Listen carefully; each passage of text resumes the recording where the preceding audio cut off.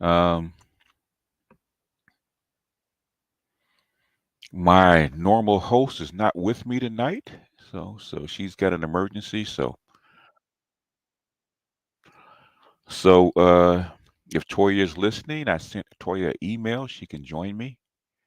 Um, if ladies are listening, eventually they can join me. So I'll just start with a monologue.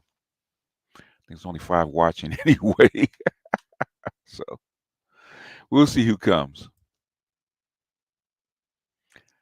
Um, it's really different, man. Talking from a the female perspective without a female, but we're gonna give it a shot. If Toya wants to come out, I emailed you, Toya, if you want to come up. Um, there's a couple things that Ash wanted to talk about.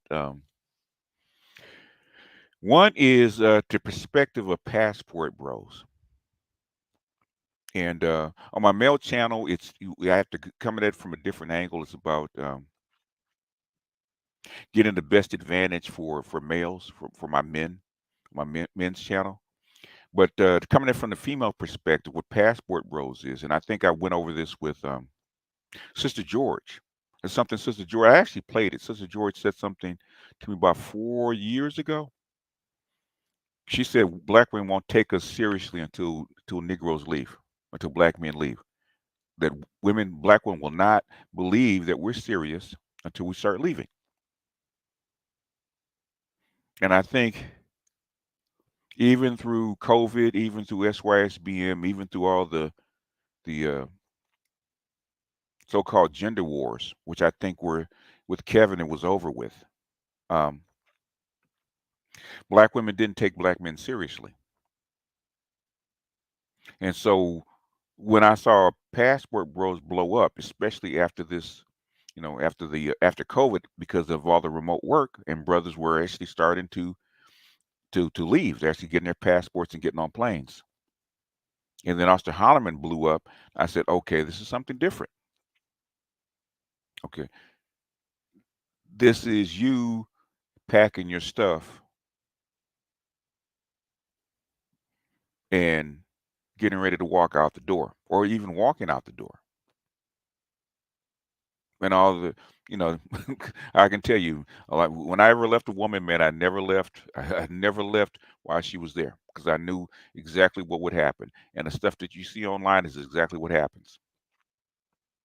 You're not out the door yet, but she's gonna fight you to keep you from going out that door.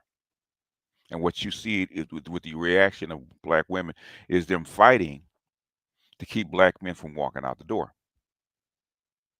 This is the first serious threat that black women have ever had in 200 years of their men leaving, and it's visible.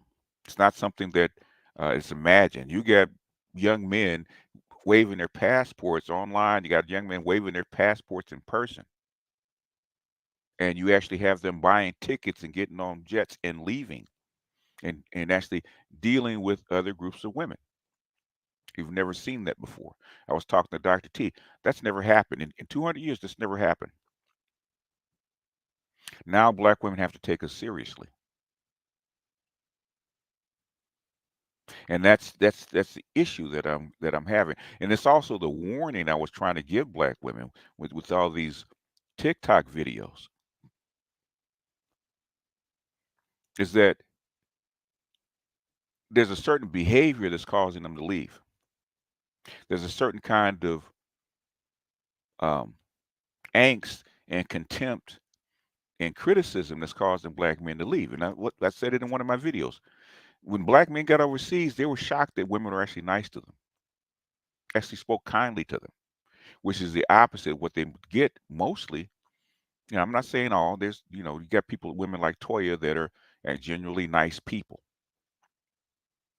But for the vast majority of black women and black men, the interaction is snarky.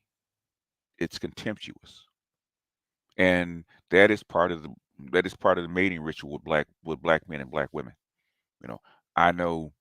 Um, I know most of the women that I interacted with, that I dated, that I went with, There was always that snarkiness that was underlying, I know, our interaction. And so it got to the point where if you only deal with black women, when you deal with other women, where it's much more subtle, the cues are much more subtle. You don't even pick up on them because you're used to this aggressive snarkiness, sometimes even violent. Because I don't really respond to fake violence from a woman. I really don't. So that's always my cue to, like, okay, you're not the woman for me. But all the snarkiness, the contemptuous, the back and forth, that's supposed to be fun, for women. That is, when you go overseas, you deal with different groups of women. You don't get that. It's way more subtle, way more humble, way more contrite. And for brothers going over there, going overseas, they say, wait a minute, this is really different. I get actually cooperation, and they're not used to it.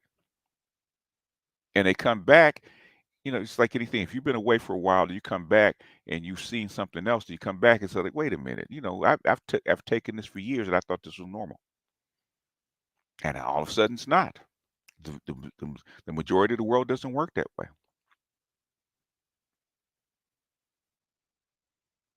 and brothers are coming online showing the difference between those women and black women. That's like if I played the little piece from the Gottman Center. It's not to actually go in on black women. It's not to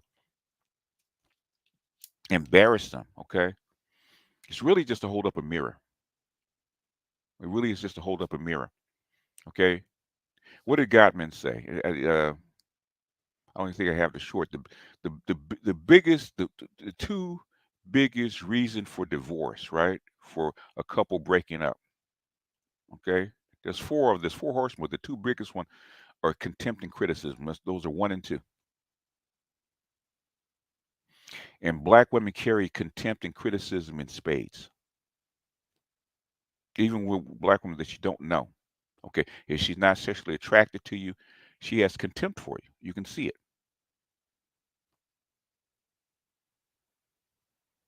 They always say it's a defense mechanism that they're scared that a black man's going to hurt them.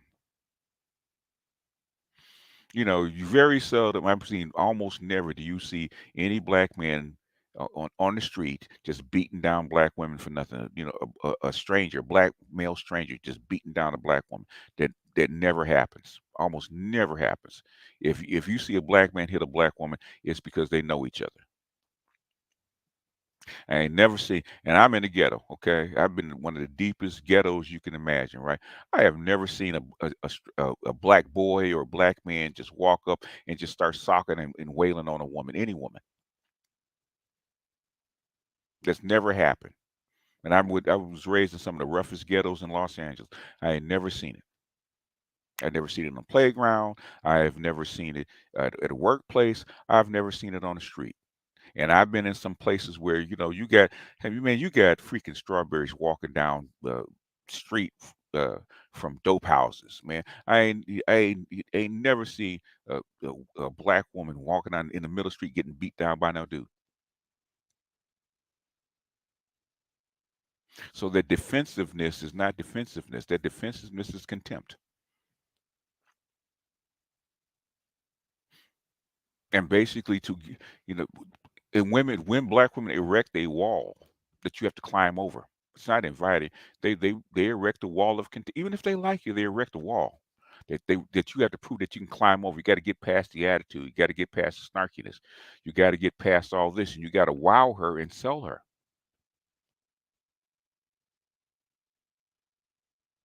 It's just like I said, Klingon mating ritual. You got to prove that you can whoop her ass before she will accept you as a mate.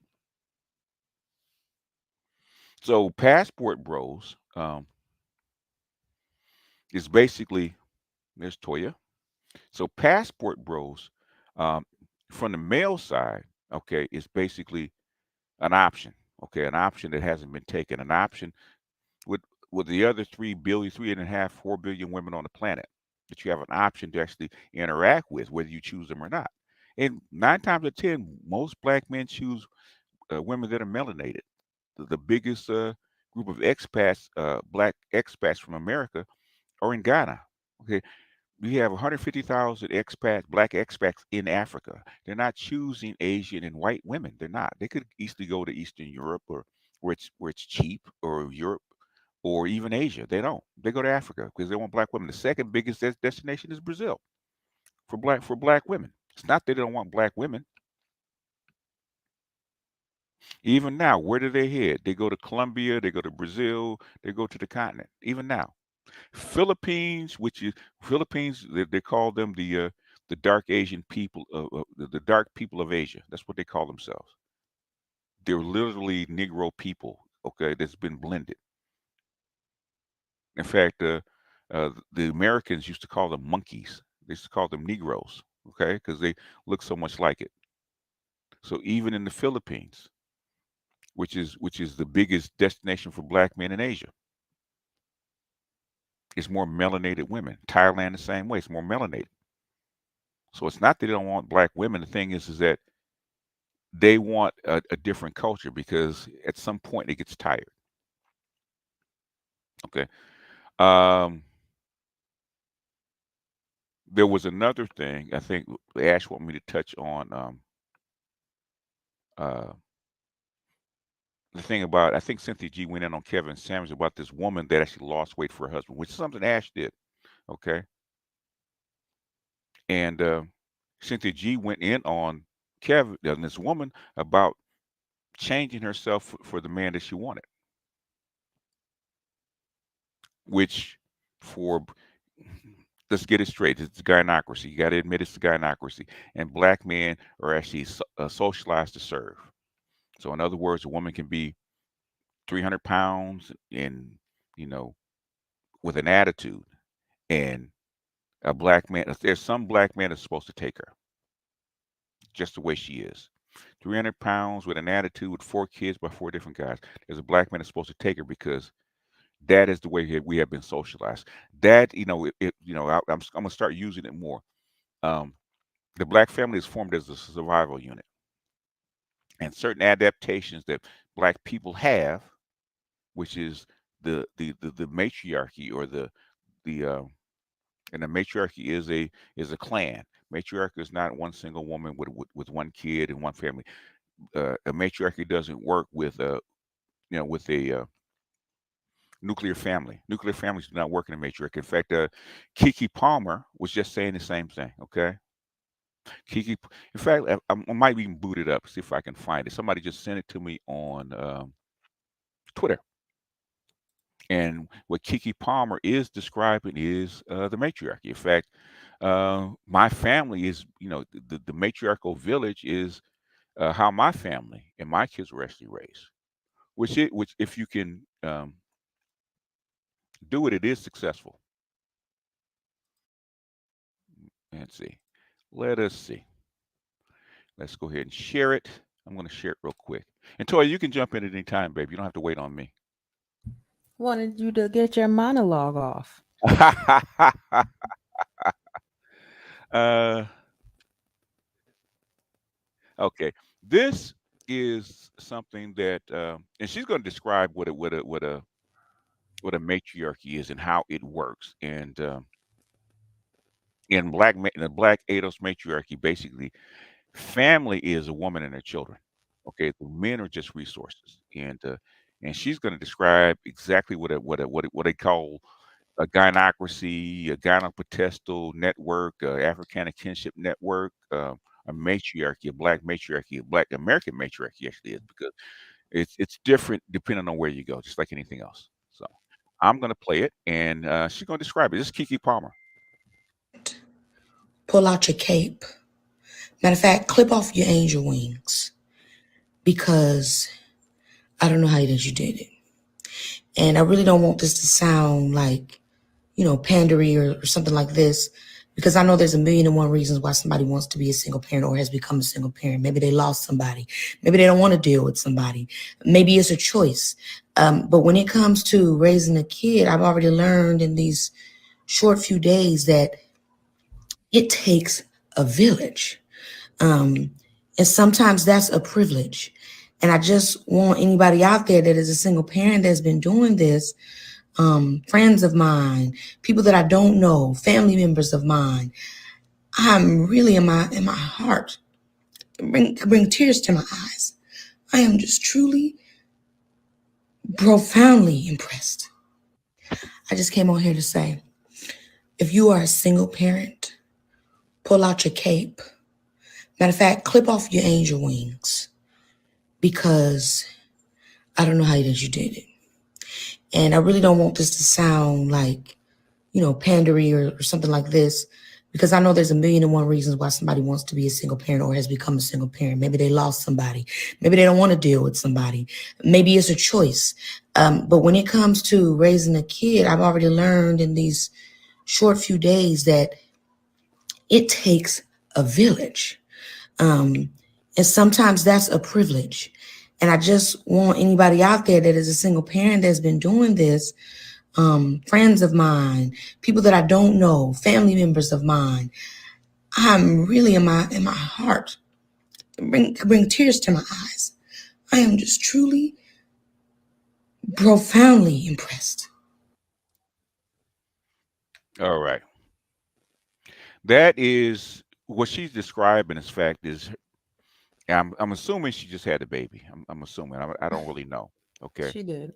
She did, right? And she's having a baby as a single parent. And what happens in the village is that the friends and the women in the family, the friends, the aunties, the connected families actually come together and help her with the child. No, So she they, actually has a partner, hmm some guy that she's been seeing, and she had him all over her social media. He's hmm been showing up. I mean, they're not married, but yeah. But what she's describing is the village. mhm. Okay. Okay. She's describing that they're coming in to help her. That's what she's found over her the past few days. I saw it with Right. my daughters. Okay. Same thing. Okay. They decided this is what, because of the village, they have a backup. Okay, that's how come they can actually go out and do it. In fact, they're the ones that actually gave them the which I disagreed with, gave them baby showers. Okay, to bring bring the baby in, and they share duties of taking care of the child. My mother did it. You know, uh, her mother did it. Uh, you know, my sisters helped out. With the baby. So the thing is, that's the village. That's In other words, the single motherhood works better in a matriarchy, in a gynecomastal network, because you got all this help, and that's the way it works. And that's like a nuclear family doesn't work well. Nuclear family really doesn't work very well for black women. It really doesn't, I wonder because why. um one, black women do not like being under the aegis of the control of a man. If you're gonna have a nuclear family, that man's got to be in control. Yeah, I was being facetious. It's obvious the answer. We don't like y'all. if uh if we liked y'all, then we could even have this conversation. But it's that's the only thing about the damage of the what we call Ado Negro culture, Ado's culture, right? It is a survival unit, and a lot of stuff that we've done is an adaptation to extreme circumstances. That's why we've made it. That's really why we studied how did this group of people survive in this hostile environment, and that's the way we did it. It was networked houses, um, and adaptations, right? So like I've said, um, the average lifespan of a black man prior to 1920, 1930 was 31 years. So they died very young, and they died. So black men actually died so young that they probably didn't. They never saw their kids grow up. So another man would have to step into that gap, and sometimes it was a man with more than one family. So he might have a family, and then a woman with kids, her man would die, and he'd step in and he'd fill in that gap. So there's a lot of different adaptations that were pretty much unspoken, that was accepted in what we call this Africana kinship network, this survival network. Now, which is something that started to break down in the '60s when, okay, when you move people into the urban center, and urban center actually thrives off of what, a nuclear family, because you're breaking up these uh, these kinship networks, because you're not, your neighbor's not right down the street, or you don't live in the neighborhood with all your folks. Okay, which, like where I was with my with my cousins when I lived down there down south with them for, like, for summer, right? You have a basically you have what they call is like a country neighborhood. We have like maybe um, 20 houses, kind of scattered. We got 20 houses, so you have like almost like a little village. Okay, in the urban center, that you have to break all that up, because you can't live, next to somebody, or next to, you know, uh, your so-called cousin that's not really blood related to you. So that kind of village model kind of breaks up. Um, so all that stuff started to kind of break up in the '60s, and that's how come you saw welfare. You saw the a lot of divorces, or even what we call walking divorces. You saw the family start to break up, because it was never designed to actually be in this environment, which is something Clark was trying to say, which is something Moynihan was trying to say. You got to reform this model, of this matriarchal model that's been formed over 200 years. Uh, but black women thrive in that kind of model. They've held on to it. So eventually it's going to erode, which it has eroded. Like, um, uh, and the way that black women have kept black males in control is with that threat of either one, shaming them, berating them, shaming them with criticism, berating them, uh, and the third is actually getting outside force, which is the white power structure, actually getting back in line. And as that breaks down, guess what? It doesn't work anymore. So that's like, if you look at the black black family stats, which I do, which women think it's a shame. But the thing is, it is what it is. Okay, and I looked at over the period of like 20 years, with a 20-year gap. It's the exact same thing. Black women are the least married and most divorced. It doesn't make sense. Doesn't make sense on its face. We've never been good at math. Guilty. Yeah, on its face, it doesn't look good. The thing is, the average black marriage lasts 5 years. The average marriage is Yeah. about 8 to 10, but the average black marriage is 5 years. The thing is, why is that? And nobody wants to examine that. Why is it? I put up a video there. Why is it that your girls succeed and your boys don't thrive, and then you complain about how come your boys don't succeed?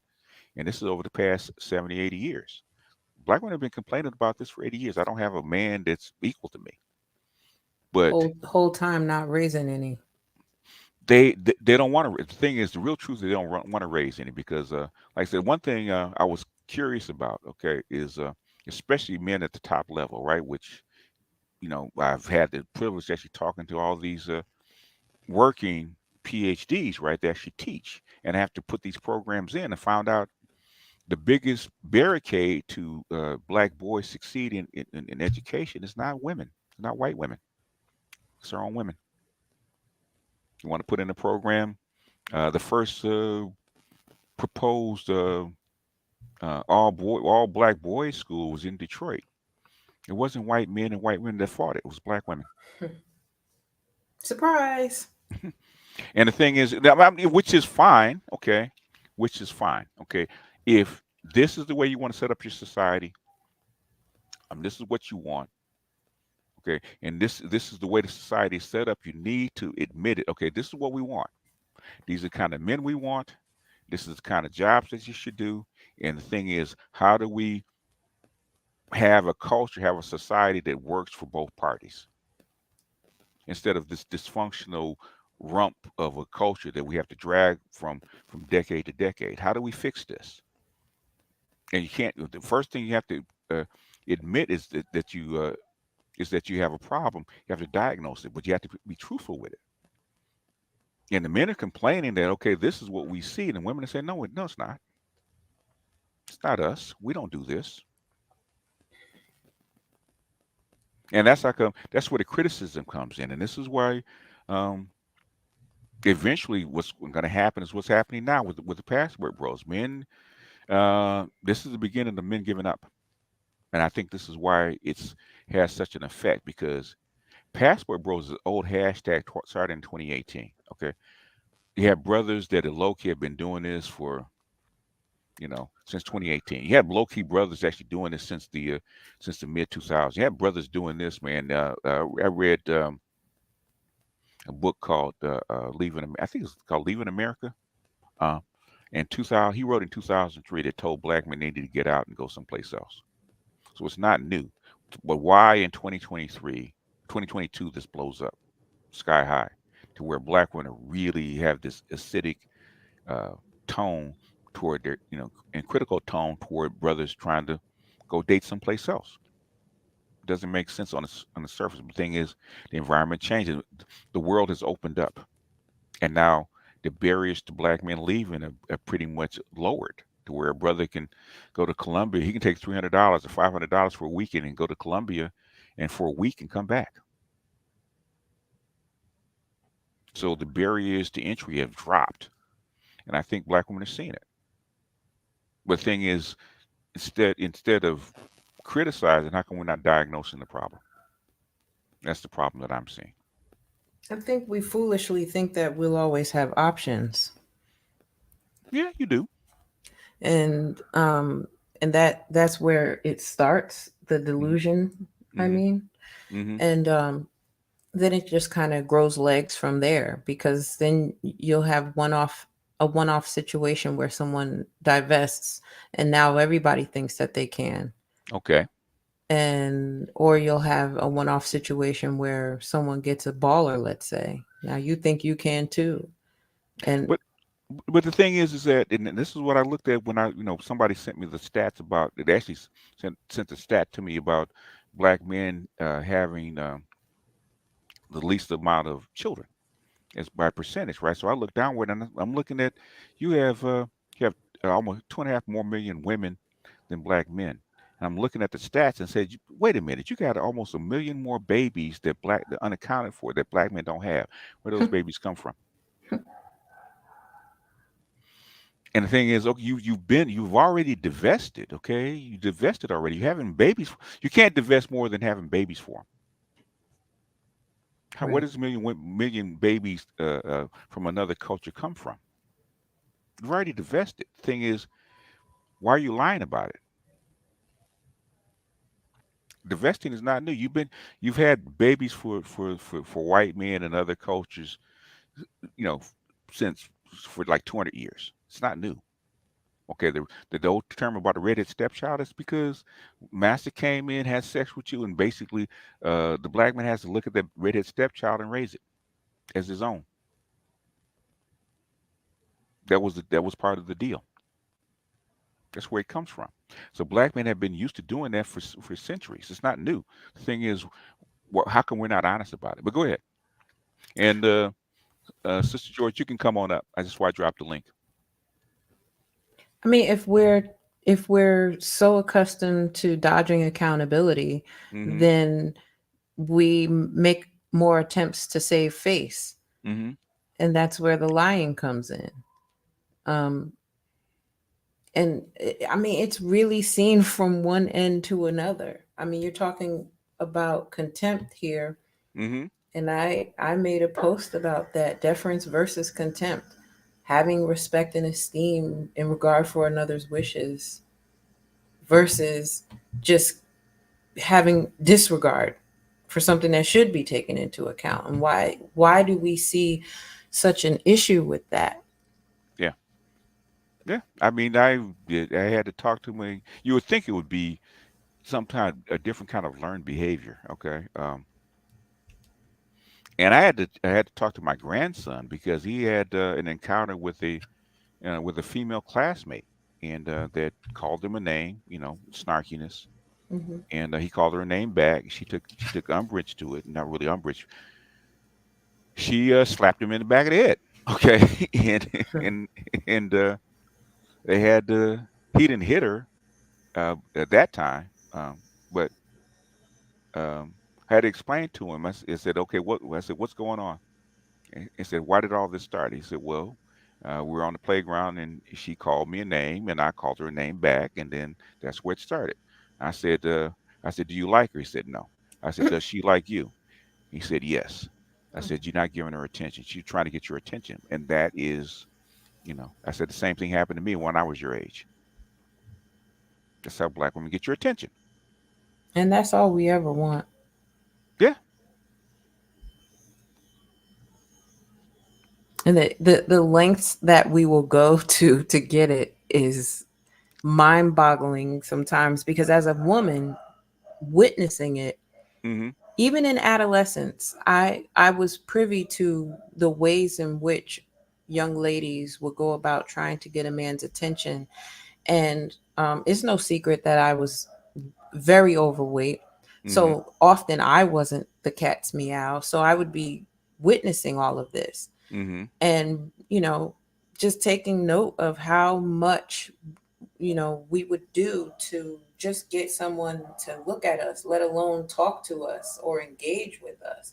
Mm-hmm. And when it's a really bad combination when you haven't even figured yourself out yet, but then when you grow up and your age increases in number, but your emotional aptitude stays the same, and you're still displaying this type of behavior towards Mm-hmm. men Yeah.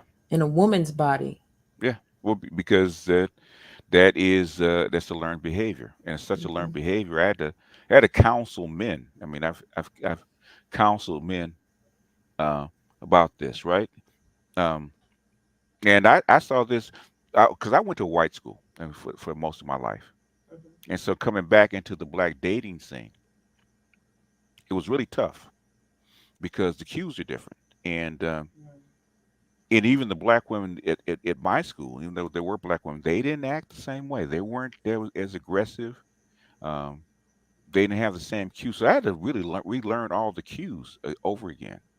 And I had to counsel men that are not, that actually abuse Asian and white women because um, what they saw from Asian and white women is being soft because they were submissive, they were deferential, they were helpful, they were cooperative, and a lot of black men saw them as them being suckers, and they would abuse them.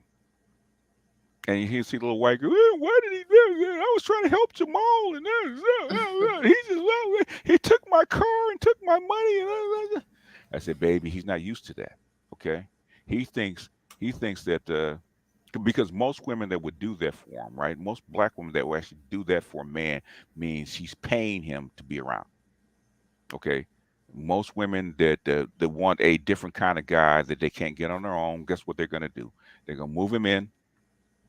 They're gonna have him drive her to work. She's gonna give him the keys to the car. She's gonna give him a certain amount of money because that keeps him with her. She's literally that's how she pays the man to be with her. That's the way women pay men. I learned that from Max. That's the way women pay men. And what Jamal thinks, since a white woman is doing that, trying to be helpful to him, she's paying him. So he thinks, oh, well, I'm gonna act just like I would act with Tanisha that's 250 pounds. Okay, they can't get a man. She's paying me, so I'm gonna do all this stuff, which she's actually not. She's coming from a different vantage point, a different kind of culture, a different way of doing things. She's cooperative because she was trained to be that way. And so the normal snarkiness in competition and the power struggle that you get that you would normally get I saw that growing up with my mother. It was always a power struggle in the house between husband and wife, constant power struggle. And if you grow up that way and you see that, those are your cues that this is normal. And when you get some woman that doesn't give you the power struggle, okay, you think, okay, well, she wants to be a sucker. She wants to be abused. She wants to be used because that's what she's doing. That's a science that she's showing me. And I had to counsel a whole lot of brothers out of that. Nah, man, that's it. That her cues and what she's doing is not the sign that she needs to be abused. She's trying to help you. In fact, pimps say the same thing. You know, I can't. I've heard about the 20 pimps said the exact same thing. He says, um, white woman allow you to pimp. Okay, black women make you pimp. Basically, you have to be much more forceful. Okay, with black women and putting them out. With black women putting them out on the street, make them do what they're supposed to. You have to be really have to put foot to ass. Okay, you really have to pimp. Whereas white women just cooperate with you. Daddy, we're gonna go get this money, and so I'm gonna help you. With a black woman, you have to sell her. So it's a different aspect. It's a different way of doing things. And I'm not saying that one is necessarily wrong. Okay, it's depending on what you choose. Because a lot of black guys, they simply cannot get with this with the passive or passive aggressive kind of stuff that white women do. They can't because they can't get past the socialization. A lot of them can't, and I've seen a lot of them that couldn't. I've struggled with it. So now that you have a different group of men that have boys that have grown up in a mixed environment, okay, that's going to change. Anyway, I've talked enough. What do you guys want to say? Hey, BGS. Hey, Toya. Hey, Sister George, what's up? Hey, No, Sister George. happy Hey, Sister Friday. George, I got my bag of rice, Sister George. Oh, God. Getting to me, hurry up and get you some beans, child. Gotta have some cilantro onions with them beans, baby, and them rice. You know what? I'm still thinking about this damn stab movement. And I think if we fix some good plates, they'll bring their ass back. So I'm going to just start It, recruiting cooks, and we just it going to cook. And y'all that will would come help. back. That would help. But it would help. The thing is that ultimately, okay, even at that, if you bring a plate, you're just going to replicate what's already been going on. It's not going to fix anything. You will just Oh, you'll BGS. patch it over. No, no. I've already told the ladies that if they just real nice and real sweet, our men are like nice women deprived. So if a woman is nice to them, they don't know how to deal with it. So I think it'll work if we just It be it a little it nice and it, softer. it will help. But thing is, ultimately, you have to structurally rebuild this community, and that's not gonna. Then you will just you'll patch it over maybe a generation, maybe less than that. Okay, because um, what ultimately do black women want? They want men that are actually on their level, right? How do you build that? How do you get black women to see black men as as equal partners? Because they don't right now. Wait a minute, BGS, you really think black women want black men on their level? That's what they claim.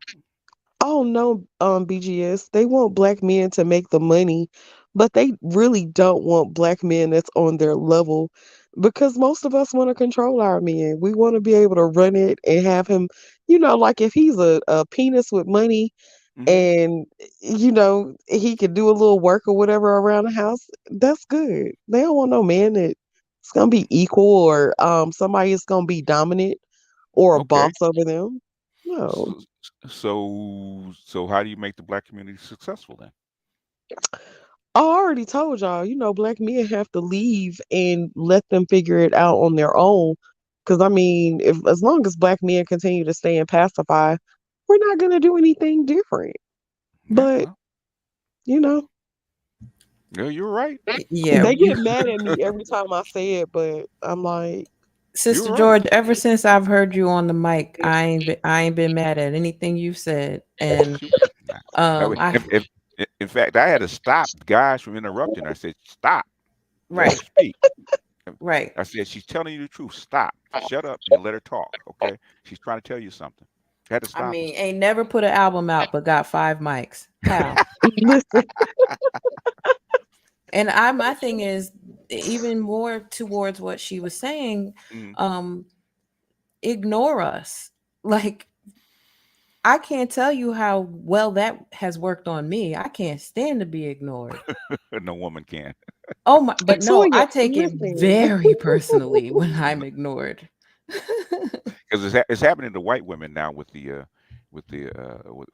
call them the incel movement, but the thing is the withdrawal movement. It's happening to white women, and white women are getting we're very upset about this. In fact, but white women actually do something about it. That's the difference. So we can't have this. Right. What's wrong with these boys? Okay, Right. they're trying to fix it. Black women say, "Oh no, we good." No, white women will go get to making some blueberry pie and some No, green no, bean no, casserole. no. They bring in the big boys. They bring in structures. Okay, we need to fix these boys. Okay, they're not acting right. I saw a post that you had there earlier was about asking was black white women a better mother to black boys. You know the title got me triggered And I as know it got all you. hell. Oh Actually, yeah, actually, I couldn't even watch it just yet. I was like, let me calm I, down I, I and actually, breathe. I actually did that. It was because it was like 5 years ago where Judgy Bitch actually put that up. She put it up in 2015, 2016. I think I did the video in 2018. I'm thinking, and it was actually Mhm. in reaction to hers, right? Because there's been God, man, I can't count the studies. There's got to be at least 20 studies why black boys are failing, and they're trying to nail it down. And they nailed it down because of not just interracial marriage, but also what do you call it? Foster mothers and adoptions. Okay, first they thought it was genetic, and then what they found out, no. I said if a white mother um, raises a black son, genetically black son, he is equal to the same white son that she would raise. So, in fact, that's what the study was saying. He said it's almost like 71% correlation uh, with the mother that boy has at home.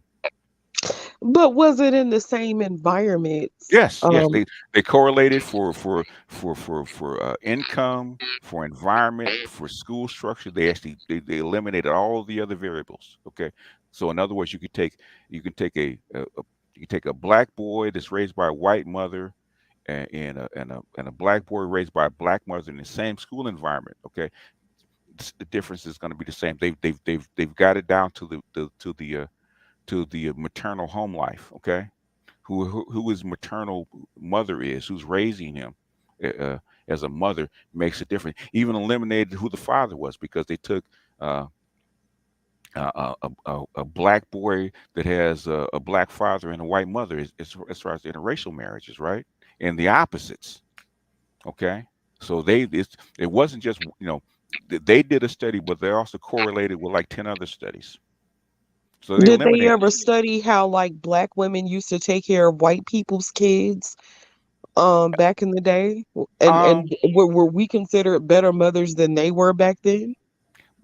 the thing is you took in other words when you took care of other people's kids, right? Okay, you weren't in charge. Who was in charge of what kind of education, what kind of educational outlook that the boy was supposed to have? It wasn't you. It may not have been that, but there was still a maternal thing because a lot of those kids used to look at their black nannies like they were the mom. So I think that they played a big role while they didn't have like, of course, they didn't have the same power as like white women. They still played a big role um, in those white children's lives. so say okay, let's take this scenario, right? Say that you the black nanny and you partially raising this kid, this white kid, right? Okay. And you have all this maternal instinct, and that you raise a successful white boy. How come you can't do it for your own child? What's that? I Where's think the breakdown? I think that if you're talking about environment, so if you're talking about a plantation house versus a shack or something, that's going to Hmm. be a different story. Then if you have a actual patriarchy system that is actually working versus a matriarchal system, meaning that there are no men involved, there are no men around, and women are just left to raise the children versus where The black people were married. I have come from a two-parent household, right? My ex comes from a two-parent household. Okay, we see how the gynocracy plays out and how women actually run the household. Look at fences, two-parent household.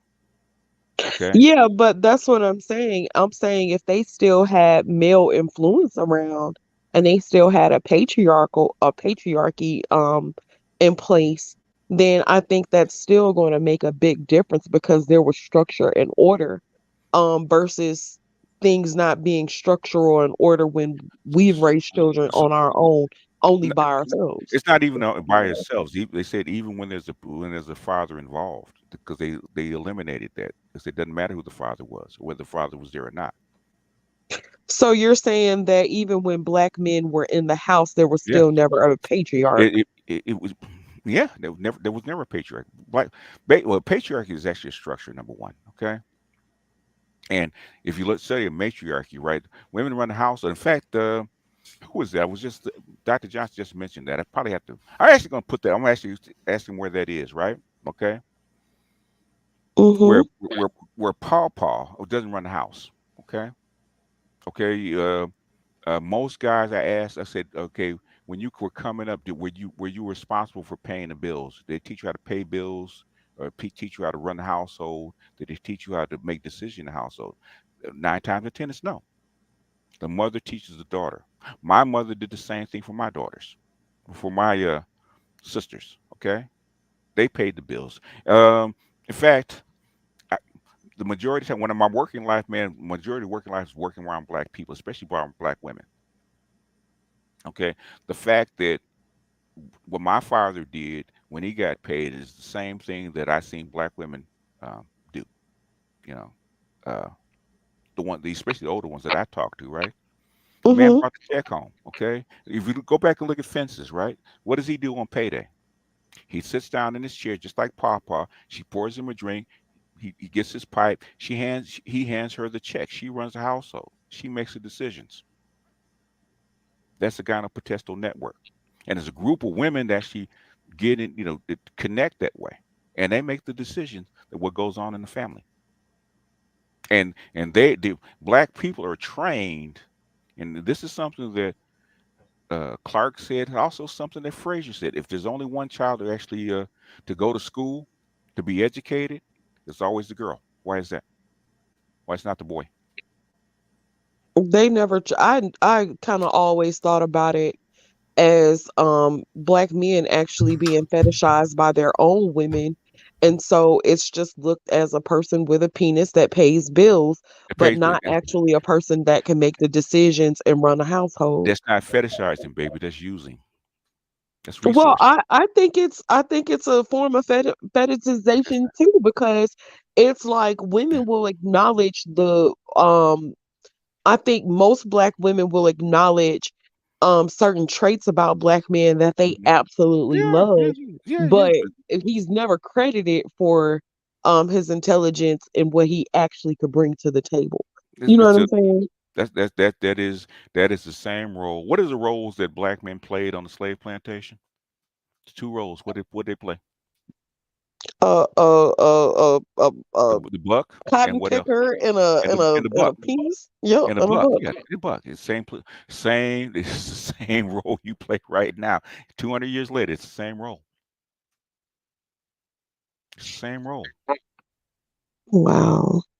The black women that become the slave master. What is the slave master look fetishize the slave? Yeah, to a No, certain he degree. does. No, he does. He's useful. Um, but the women did. Okay, if you want to say, if you want to call it fetishization, you can call it that. I don't call it that. We have to Yeah, but disagree on that one. I think white of course white women did it, and I think black women have also done it to a certain degree. Okay, well, how do white women fetishize their men? Fetishizing black men? No, no, fetishizing men, their men. Oh, Okay, no, I don't believe they do that with their men. I think, when you're used to something and you know what it is. yeah, But with black men, um black men's a lot of black men's reputation is built up around yeah. his sexuality. His sexuality, he'd be the buck, right? Right. And that's what white women look at. In fact, in fact, I'm going to find this right. There is a three white women that share one black guy. Oh, you're talking about that show, Married? No, it's Sister Wives. I think it is. And Yeah, yeah, we've been watching. We've been watching.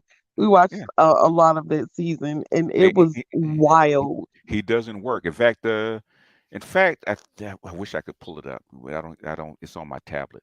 Um, there He was. doesn't work. He had two big white girls and Hmm. one that was shaped like a black girl.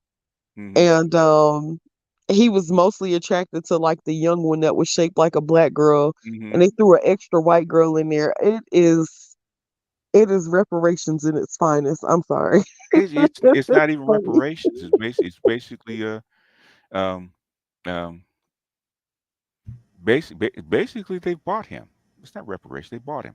They take care of him. And in fact, this is something that it was actually it's a side note. I'm actually going to use that piece in that study where they said that the majority of a lot there's a theme that keeps coming up over and over and over again, right? Where white women and that are married to black men, the white men are actually bigger and the black men are actually smaller and poorer. Hmm. You know, the black men are less educated. They pick are less educated and have less money, okay, than the average black man that's married. And the white woman is actually bigger than the average white woman. Mm, interesting. It is interesting. Definitely It interesting. is interesting. The thing is the way the way that America sees black men. Okay, is really that's what Tommy Curry is trying to say with the man. Not they don't they really don't see black men as men. They don't even see black men as human half the time. They see black men as resources for other even white men see black men the same way. In fact, that's one thing I saw this in a couple of tweets, man, where they said we the black women don't understand that we're more attracted to their men than we are to them. Wow. Wow. Which I'm trying to get what I'm trying to get black women to see past the surface of their beliefs because that's really difficult. Well, we Black, can't even. No, I'm go sorry. ahead. No, go ahead. Say it. No, we're honest here. Just say it. Whatever it is Well, that we you're can't comfortable. even look at ourselves. That is the problem. The mirror, the biggest thing, the biggest I would say kryptonite to black women is the mirror. Not just where they look, but also the way they act. They they can't take it. They can't take the mirror. Now, Sister George and Concrete Rose should be way more successful than they are. But the thing is, they can't take the black women can't take the mirror. Nope. No. No. It's I just think it's like one of those things where trying to hold and maintain balance and have done we've really attempted to maintain our balance and be honest and upfront, and Mhm. it's just one of those things, and I was like, when will it happen? But I don't know. It's discouraging sometimes, though. It's discouraging.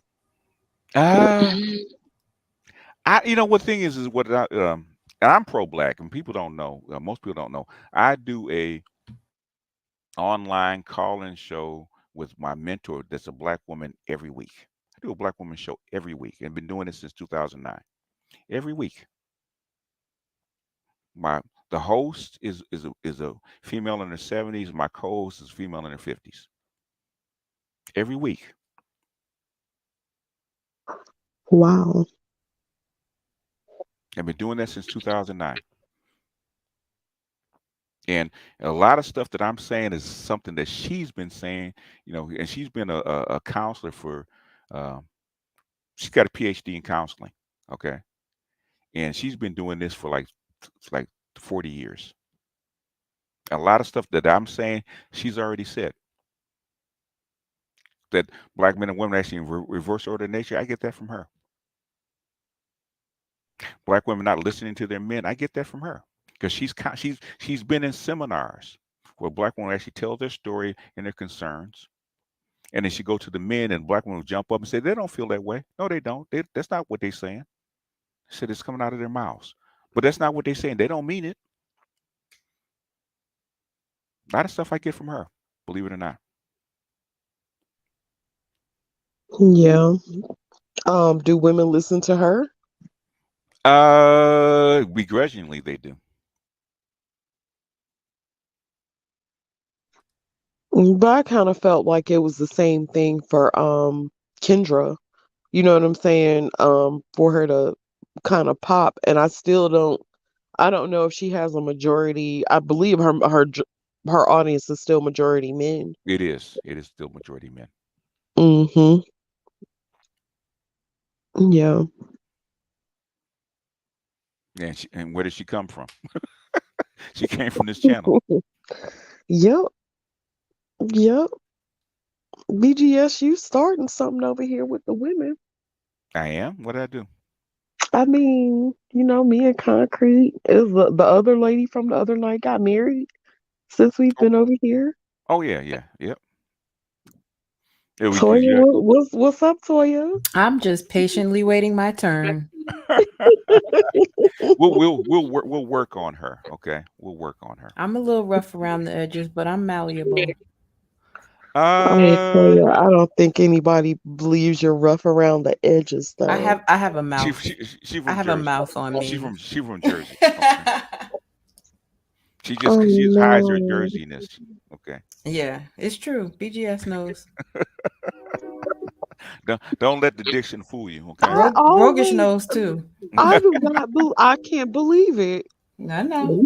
You Oh, ever see what's the Muppet lady, like the woman with the stockings, and they never like, I feel like I don't ever see you do anything bad. you have to put her in that situation for it Yeah, to come out. yeah. I don't like to go there, but when I go there, Yeah, I do. yeah. You go. I'm Yeah, gone. I'm gone. she's a 92. 92s don't do display this in public very much. No. That's good for you. I really had to work a lot on myself, honey.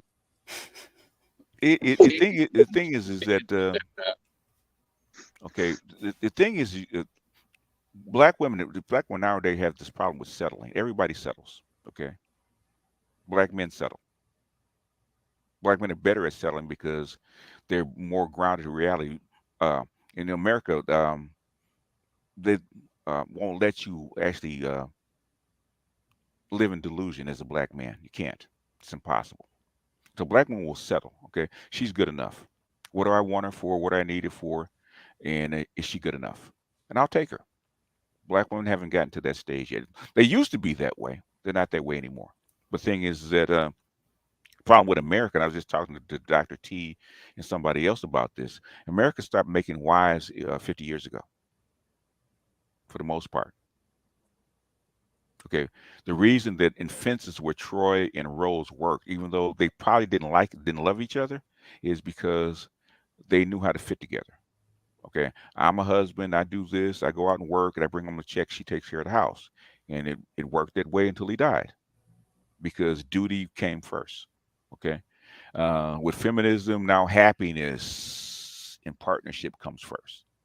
That's much more difficult, almost impossible. The rest of the world doesn't work that way. You're absolutely right. And then Ricky Lake got a hold of us. What is it about Ricky Lake? I'm Tell me waiting about her. on the think piece. I'm waiting on it because I think that that was a very pivotal point in Black women's trajectory to how we got to where we are today. Like just sitting back and watching how much I know Black women that sat back and watched that show faithfully. Hmm. Those are the same women who are watching Love and Hip Hop. And Yeah. if you draw that connection, I just feel like there's a big story in there about why we are in the place where Sister George is telling us, you know, telling y'all need to leave us alone so that we can figure it out. Yeah, but you got this big pool that the community would disintegrate if the black men pull out, and it Yeah. would. The only thing that's holding it together is black men sacrifice because I keep telling what they call the pro blacks or the black nationalists that tell us that it's going to fall apart if you guys don't make the sacrifice. Now I said, okay, well, why? Why should they make the sacrifice? They've done it for 200 years. Why should they do it now? They don't have an answer. We just need to do it. Okay, for how long? As long as it takes. What do you get out of it? You're not going to get anything out of it. So I'm supposed to sell that to black men. How? I always ask how. Give me something I can sell to them. They don't have anything. It's just the black So, community will disintegrate without it. so what do you think that the outcome is going to be in, let's just say, the next 5 years? Because I'm seeing like a hatred growing between us as a people. And it's like when you start to see the common courtesy go out the window Hmm. on both sides, then you know it's a big issue. And I'm Okay. starting to notice like more and more instances of where it's just if you go out, and let's just say you go to a party or something and people Hmm. don't know each other, Hmm. it looks like a high school, like a middle school dance where you got girls on one side, guys on the other. Hmm. Guys don't hold the door for you.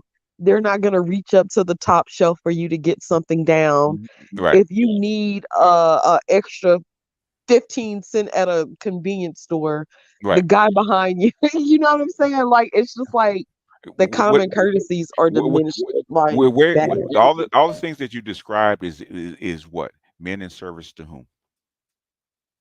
Women, but even with women, Okay. women Give me the other have an side. Give, unwillingness to serve well, give me as the other well. side.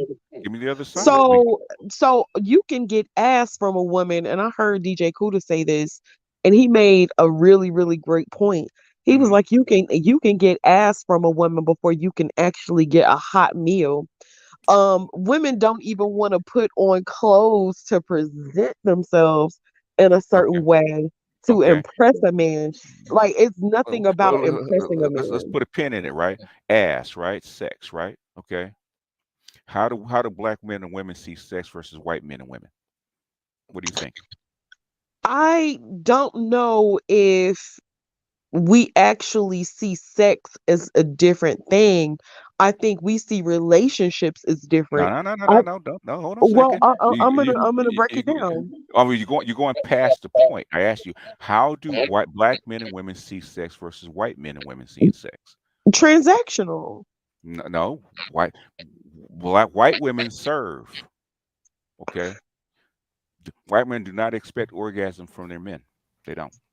Right. Because this is why we see the trope of the white woman being Becky. That Yes. starts very young. How do black women see sex? Is do black women uh, do black women actually ride on a black man's reputation to please her? Yes, Cartoon. absolutely. What that doesn't exist in the white world. But do you think that it was a selling point for a black man? Because black men to me kind of started like, yeah, baby, I could sex you, I could please Mm, you. I can please I'm you. gonna make you do all the things that the other guy wouldn't do. Exactly. In service to whom what does he get out of it? A place to stay? No, no, not just a place to stay. He his sexuality is in service to her, her orgasms, her pleasure, her well-being, her you know, her self-esteem. We've been taught to build that up. Whereas the Mm-hmm. white one actually taught to build up her man's self-esteem. She defers to him. She builds up his self-esteem. Even if she's smarter, she pretends that she's dumber. Yeah, that's true. That's the difference. In other words, the buck is in service. I actually started calling guys that have multiple women concubines. They hate it, but they can't actually disagree with it because you're in service to her orgasm, not vice versa. So even with sex, how can you get ass when you can't get a plate? It's because her bringing a plate is actually her being in service to you. Blowing out That's her back is true. in service to her. I Very used to get true. I used to get mad, when I was just having sex. Basically, I'm expected to give you 5 orgasms and you curl over and go to sleep. So she I used to made get you get pissed. the towel? Mm. Sometimes you got to get the towel because she ain't getting up. I mean, you should be getting the towel. The least you can do is get the towel. Shit. You didn't have to drag it that long. Had to do the Baltimore. Okay. What I'm saying is, and this is something that me and Dr. T have to talk about. Basically, um, that's what we call them ConcuServes, right? That's where we came up with it. Basically, there's two roles that black men play in the black community, which is for sex and labor. Just like like you said, a penis and a check, or a penis and whatever she can actually get out of, whether it's helping her fix her house or do chores or whatever it is. Those are two ways that they see their men. That's the role. That's the ConcuServe role. And you go So over they go overseas is completely different. It's like, oh, I don't have to play that role. I'm not, I don't know what to do with myself. I'm used to that. Even down, because as growing up as a little boy, man, basically your ability to actually please a woman sexually is actually part of your manhood. You can't, if you can't blow her back out, you're not really a man. Yeah. If you, yeah, that doesn't exist in the white And world. then the problem is, and I think with our culture, Hmm. we've upheld men that are actually the ones that are actually able to sexually please women. Hmm. We've upheld them as the leaders As the lead, because yeah, they, yeah. yeah.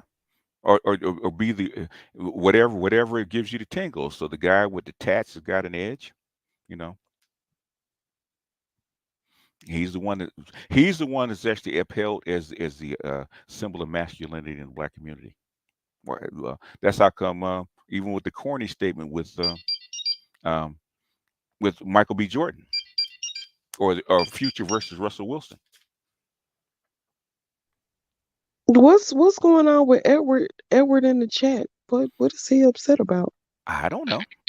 Edward's always like it's the same conversation, and I'm like, Uh, I don't wait, get it. Ed, okay, Women's Night, calm down, okay? Just tell them to calm down. Don't get triggered. Yeah, I don't. I'm tired of We triggering folks. well, the thing is that I tell guys when you're over here, okay, this is for women, okay, it's what you wanted to see, so you're gonna have to not bring the male energy that you from the men's channel over here. I had to boot a guy, one of my uh, subs last night because of that.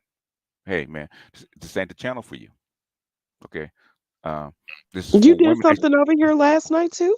No, no, not here. No, I'm talking about 2 weeks Oh, ago. okay, because I didn't get the notification No, um for tonight, and I just ended up scrolling and I caught it and I was like, oh wow. yeah. But I didn't get the notification. I started not to do it because Ash couldn't do it. She had an emergency, so I said, "Look, I need to get one in." And so I asked Tori to actually come up. I said, "Tori will fill in." But the thing is, happily. well, the thing is, I want women to actually, the one thing I ask on this channel for women is to actually tell the truth. Don't lie. If you don't lie, you can say anything you want within reason. Just don't lie. Just tell the truth. Because Sister George, no, I should call out the bullshit. Don't give me that. Come on, baby. If you're a five, say you're five. If you're four, say you're four. Don't bullshit Yeah. me. Hmm.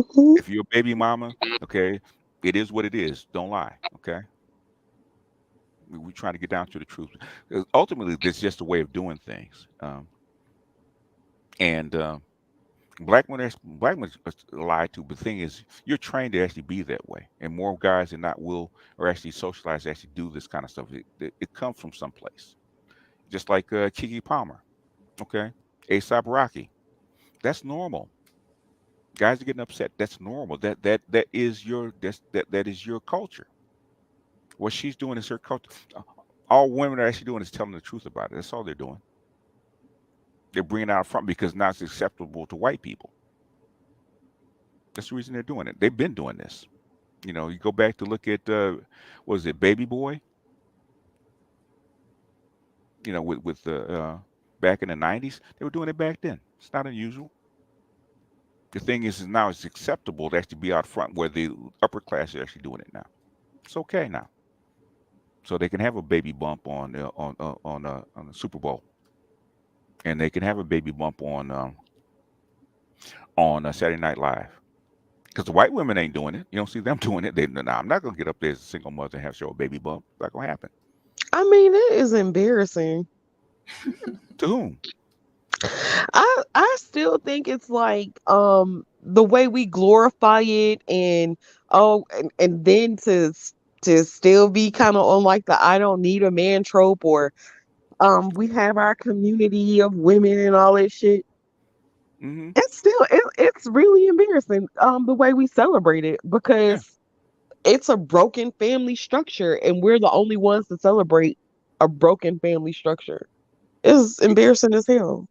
Yeah, because you're to survive a unity in the culture in the South, because you're from the South. It works in the South. Okay, we could have a close knit group of families. You can kind of patch things up and make up for things. Like I can actually come pick up the boys and take them out hunting, or take them out to build something, where the uncles can do it, or the cousins can do it, or the friend can do it. They actually kind of make up for for the for differences. But the thing is, in an urban setting, you can't do that. It breaks apart, and that's the problem. It doesn't work in the setting that we're in now. It doesn't work, and it hasn't worked. It hasn't ever worked for the men. The men have always been the guy, the eldest boy always had to stay and help in the farm and send the little sister to school. I send the women to school. Women went to school. The men had to stay home and work and actually support the sister that has to go into school. Because ultimately, when they got married, they're supposed to find a guy just like Papa that can't sign his name and works 12, 13 hours a day, brings the check home, and she runs a household. It was designed that way. And so we just keep carrying it forward until it breaks down. And it started to break down in the 60s. And now this is what we have. And when you move into mixed neighborhoods where boys have choices, what choices are they going to make? Is your mating style compared to an Asian, a Latina, or a white woman gonna win out over their mating styles? And ultimately, they're not. That's like when you see little black boys dating a Latina, or dating a white woman, or dating an Asian woman, because a black girl's mating style hasn't changed in 200 years. And how do you fix that? Because I don't like my son is dated Latinas. Okay, got to deal with it. His mother is black as the ace of spades. Okay, she really is. She's shoe black. That's how dark she is. You can't get more opposite with the women that he's dating than his mother. And basically his grandmother is a gynocrat. His mother's a gynocrat. And he didn't want that for himself, so he chose something different. The thing is, how do you bring up girls to fix this? Because if you can't fix this, it's gonna fall apart if it hasn't already. And like Sister Joy says, y'all don't believe it's serious until black men start to leave. Passport Bros is the first time that women actually visibly saw black men leaving. That's why they're so upset. But you know what? Black men were leaving before that. It's just that we were stupid. We were too blind to see what the leaving looked like. You know what I mean? Mm-hmm. Figuratively, they had been checked out. So it's like, again, goes back to what I said earlier about Mm-hmm. dodging accountability in Mm-hmm. order to save face, and this cyclical approach to it. Well, I have to do this in order to make this happen, but I can't admit that I had to do that in order to make that happen. You know what this is? This is something that I had a long conversation with Dr. T today. I don't know why, but w- shame is probably in fact, out of Vans that actually helped me come up with it. Shame is probably the worst thing that a black woman can actually hold. Shame is actually the worst thing, right? Black woman actually something that she's wrong about, that she's ashamed of. She'll carry that to her grave. She will. She'll finish You it. ain't lying. You are not lying. Oh, I got a witness. I didn't think I was gonna get a witness. No, there are Hmm. still things about my family that I don't know. Hmm. And even with my oldest relatives, it's certain things in my family are still very hush hush. And just not known. And if you find some dirt, if you happen to find some dirt, you're a good one. Hmm. And you have to kind of catch the dirt when it's like really happening, because I can't just call and ask about no gossip about my great grandma or my great grandfather or anything. Hmm. It's weird because it's like nobody cares, but they still be like, mm-mm. And while y'all up here, y'all plug your channel because we got 146 people watching. So y'all be sure to plug your channels Okay. when y'all get a chance. You got a wrench, Sister George? Yes, I was Okay, all I right. was so happy. Okay. So y'all plug your channels, at will. Pimp your channels, as I say. Follow me on Hinge at Toya the Tex. Just kidding. And I'm not on Hinge. no, put the link in. No, don't just say it. Put your link in. So yeah, let me find out. Let me get you some. I am not I on know some Hinge. people in Texas, and What is I what is what is do. what is Hinge? It's a A dating site? dating. Yeah. Oh, Yeah. okay. I can't keep up with them. BGS, you on Silver for Singles or something like that? That was a good one. I will. I would have to tell you about this off air. Okay, I have to tell Yeah. you about this Oh off air. goodness, I would love to. BGS is on Raya. No, no, no, no, no, no. I'm not on anything. I will have to tell you about this off air. Okay, because Dr. T gives me shit about this all the time. I'm a monk, but I have to tell Players you about need this off love air. too, BGS. Huh? Say what? Players need love too. I be It is. trying to bring him an apple, Sister George. I be trying to. My last interaction, baby, it scorched me so bad. I said, you know what, I'm done. I was in my mid 50s. I don't know, I'm done. Okay, and she was fire. That little box was fire, and she was crazy as a bed bug. I said, okay, I can't do this no more. And it was fire. I'm in my 50s, getting going 3 times a day. So that tells you Oh something. my goodness, Yeah. you might have a heart. You got to stay away from that young box, BGS. No, she wasn't young. She was in her 40s, but you That know was how it young is. enough. That was, that was still like young. That was your PYT. You know what I'm saying? Kind That of. was a lot. That was a lot, BGS. Kind of. I had to tell you about that off air. This is something. The voice has something to do with it, but um, I get offers, but I try to avoid them. I try to pretend like they don't happen. But anyway, I have to tell you about that one. I have to tell you about that one off air. Okay, I can't tell you that one on air. Uh-huh. All right now. Yeah, I can't mention it. Okay, but anyway. Uh-huh. uh, uh, I keep saying I'm gonna start a matchmaker service, but it's hard out here for a monk. I'm gonna tell you. is it Yeah. hard? Oh yeah. See, Dr. T's in there laughing. He knows what I'm talking about. See, he's in there laughing his ass off.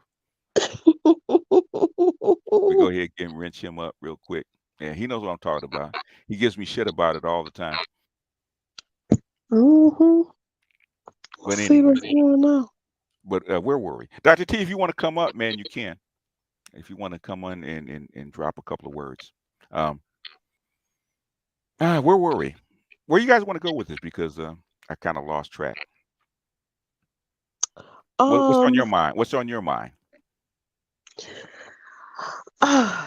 So, well, no, I'm gonna wait because we got Okay, a you we got a got an show. interview coming up on Sunday that Uh-huh. should be really interesting. Okay. And so, we were supposed to have did an interview tonight with a girl for that was that's into polyamory. Ah, okay. That's a new thing. That's a new. There's a very good series. I want to help Rom actually um, discuss, which is called Sex Life, that goes into that. Mm, Yeah, that but is it's like interesting though. white. She's But real interesting. yeah, but polyamory is really a white feminist trope. Most black women like serial monogamy. They're like one guy at a time. But the thing is, they want to do the 5 year thing, uh, have a couple of babies, and then take the babies to the next guy, and then do it all over again. And then okay, you know, black women like serial monogamy. They don't like polyamory for the most part. Do you think more black men would get into it? Polyamory, Or poly what's the other one? Polygyny? polygamy. Yeah, polygamy. Sorry. Black men have been doing low key polygamy for generations. But do you think that there will be an increase now that men are needed more than ever? I, I think uh, I think it won't be an increase because the cost of doing that is too high. Okay. Most men can't afford to do it. Back in the prior to 1950s, it wasn't. You could do it. You could afford to do it. But I think black men can't afford to do it because it's so expensive. You can't do polygamy in this culture, in this society. You have kids out of wedlock, man. You're gonna be broke. That's why I didn't do it. I didn't. I had kids by one woman. I wanted to make sure I did that instead of the three or four I could have had women, kids by. And thank the creator. It No, turned I out that was way. gonna ask. I'm so glad you brought it up. How did you Mm. get them to not?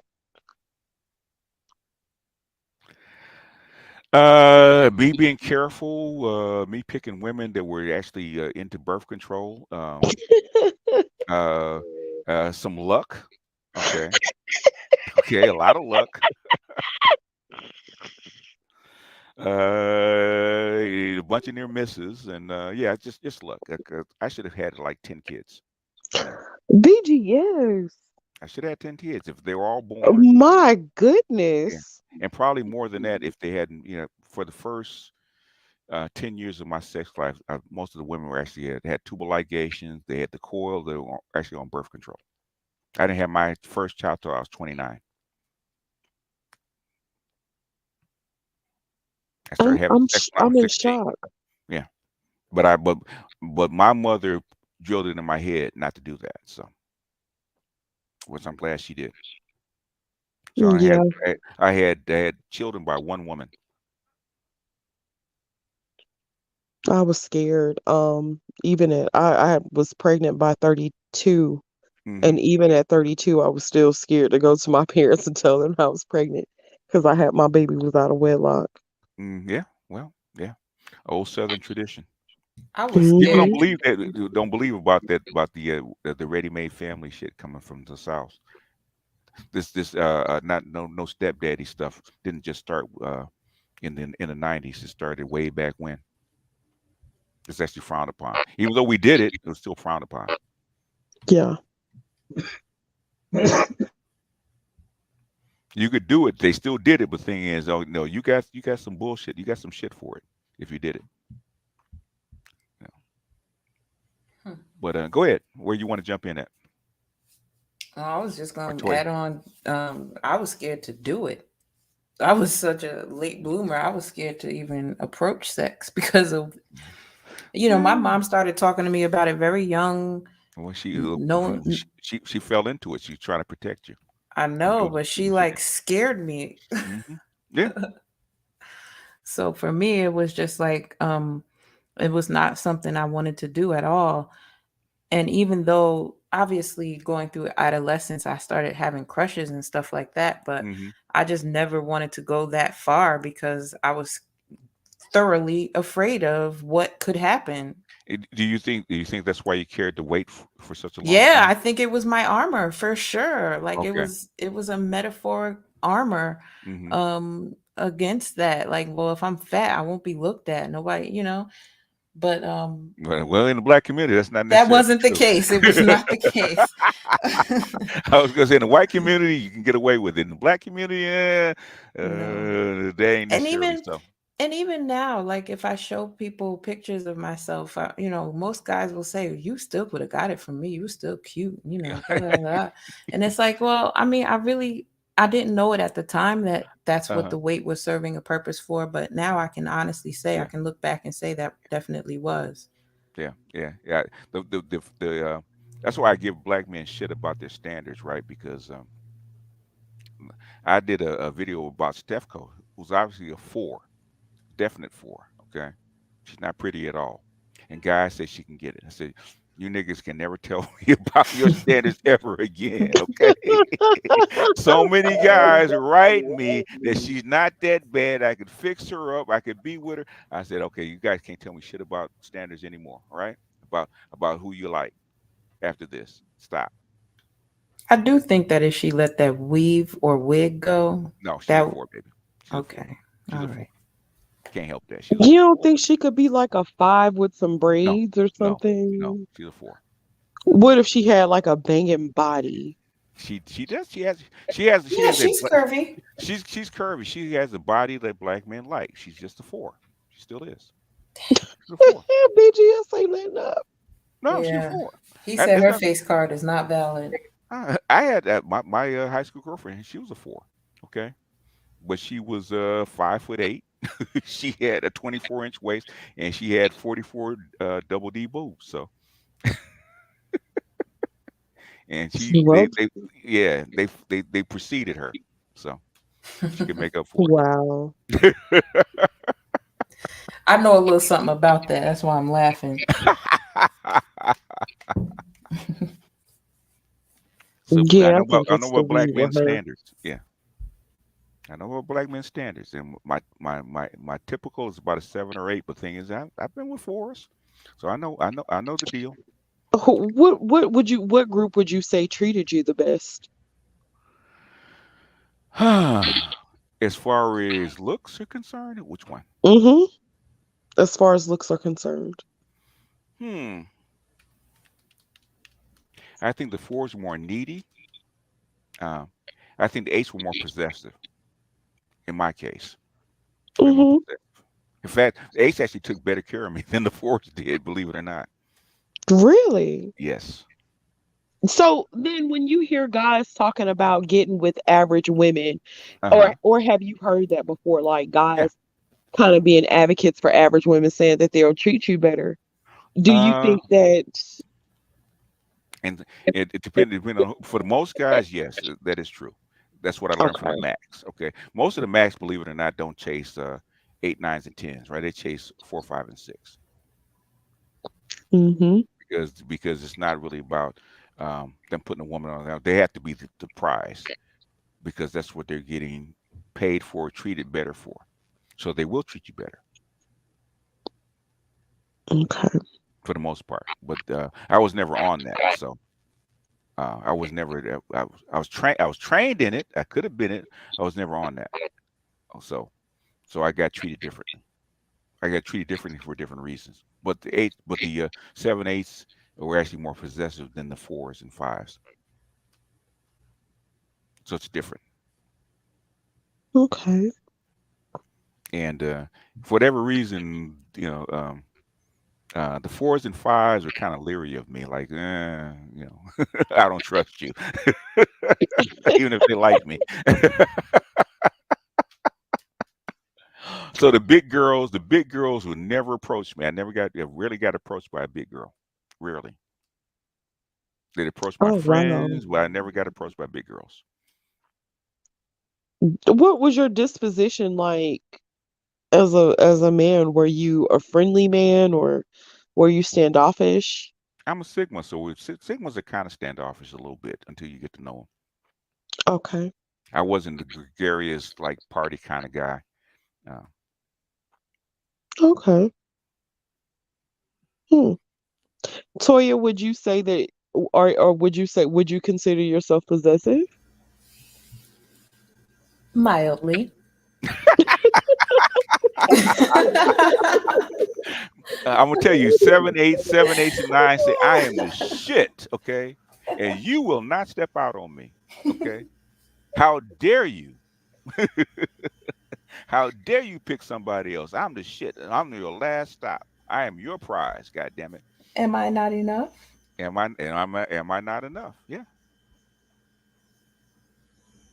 People don't believe it. My fiance was a spitting image of Pam Grier, built just like her.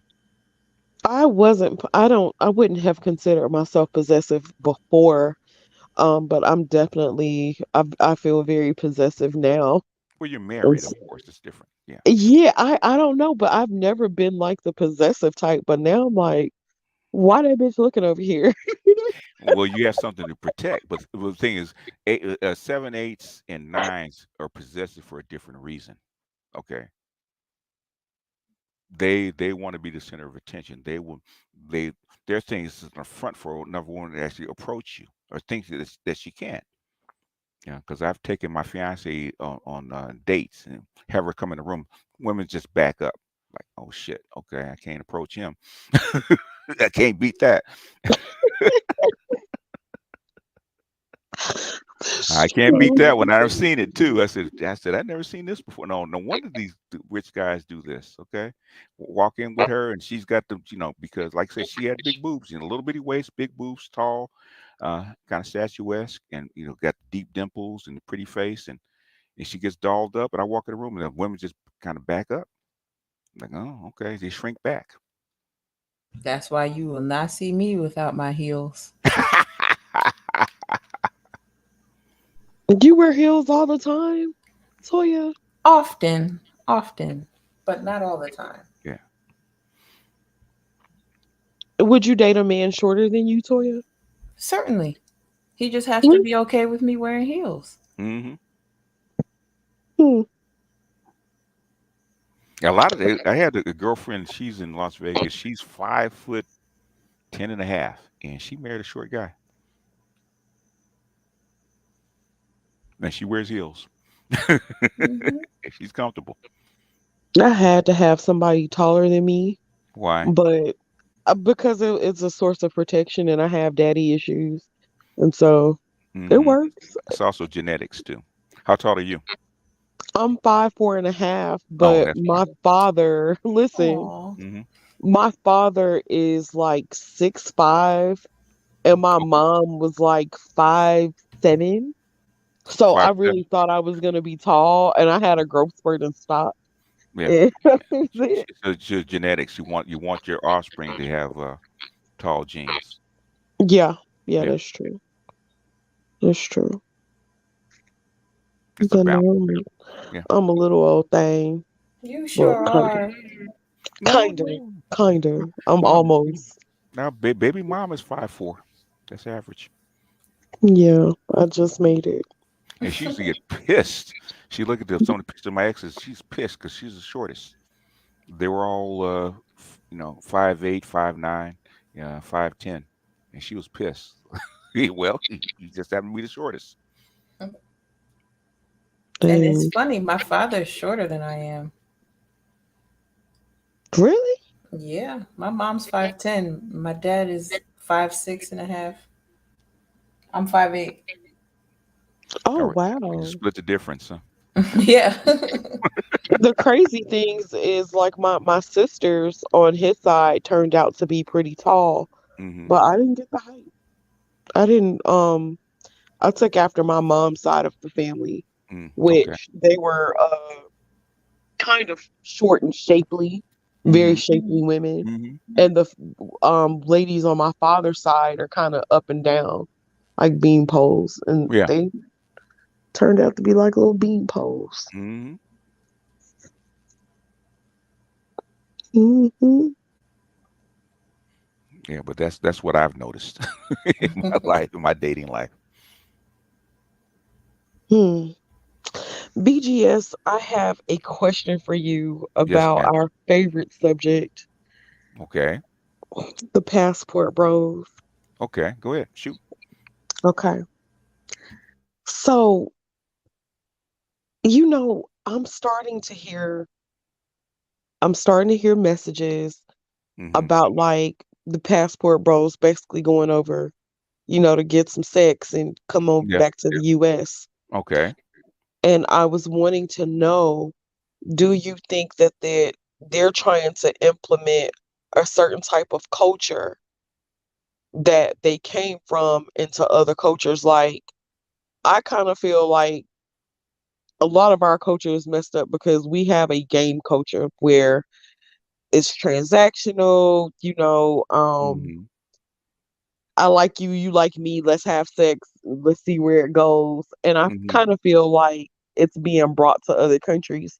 What's your thoughts about that? You're going to carry your culture with you wherever you go. So whether you are in America, you're going to be that in someplace else until you actually get embedded. If you get So embedded, you actually start to adapt. So so then if you go in there for a weekend, guess what you're actually going to do? Same thing you do here.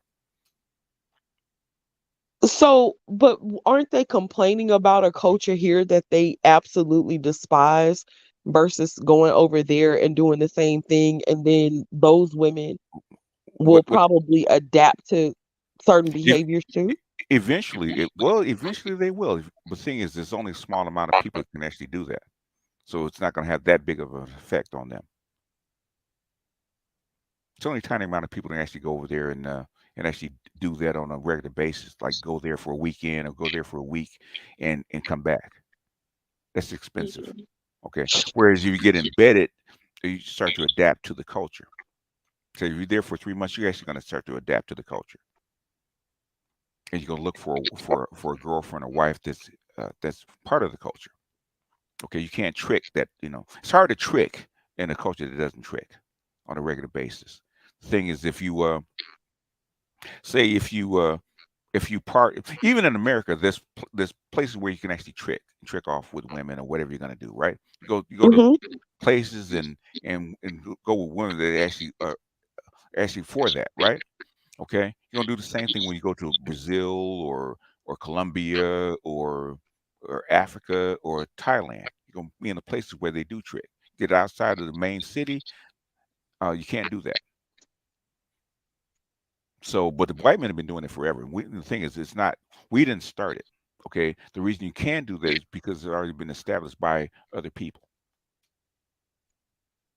Yeah. and we don't complain about the women carrying their technology to other places. No, but do you think it became like a sense of like nanny boo boo? Like, No, you don't think so, BGS? no, because gotta remember, passport bros have been around since 2018. Why just blow up in 2022? Because the women started complaining about it.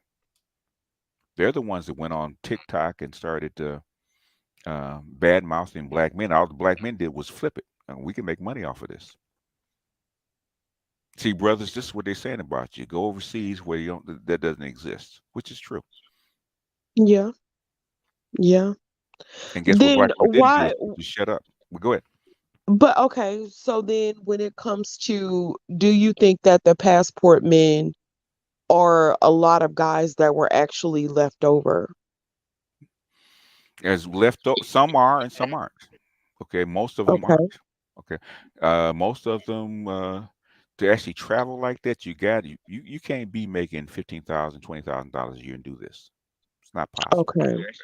You got to be making at least $50,000, $60,000 a year to do this. Now, are there some guys that are unattractive? Sure, but the thing is, you're looking at the videos. Do most of the guys look unattractive?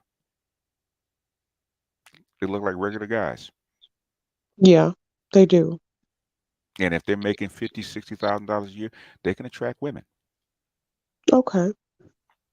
And if they're traveling, if they really wanted a trick, they could just take the woman with them.